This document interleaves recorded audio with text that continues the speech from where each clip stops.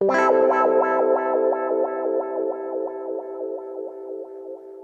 ആദ്യമായിട്ട് കല്യാണം കഴിച്ചത് സ്നേഹിച്ച് കഴിച്ചതാണ്. അങ്ങനെ സ്നേഹിച്ച് കല്യാണം കഴിച്ച ഒരു 2 മാസം കഴിഞ്ഞപ്പോ ആ പവിത്ര ബന്ധം അങ്ങോട്ട് പോയി. അദ്ദേഹം മദ്യപാനിയായിരുന്നു. എനിക്കത് അഡ്ജസ്റ്റ് ചെയ്യാൻ പറ്റില്ല. വിട്ടു. പിന്നെ ഇതൊരു പവിത്ര ബന്ധമാണല്ലോ എന്നോർത്ത് തുടർന്നു ഞാൻ 2ാമതൊരു കല്യാണം കഴിച്ചു. പവിത്ര ബന്ധമായിരുന്നു. പക്ഷെ അതൊരു 3 മാസം നിന്നുള്ളൂ. ഡിവോഴ്സായി. അയാൾ കുടിയനല്ലായിരുന്നു, ഞാൻ കുടിച്ചു തുടങ്ങിയിരുന്നു. അപ്പൊ അത് അയാൾക്ക് അഡ്ജസ്റ്റ് ചെയ്യാൻ പറ്റിയില്ല. അങ്ങനെ അത് പോയി. പിന്നെ ഇതൊരു പവിത്രമായ ബന്ധമാണല്ലോ. അങ്ങനെ ഞാൻ 3ാമതൊരു കല്യാണം കഴിച്ചു. ഇപ്പൊ ഞങ്ങൾ സുഖവും സന്തോഷവുമായി അടിച്ചു പൊളിച്ചു ജീവിക്കും. കുടി നിർത്തി?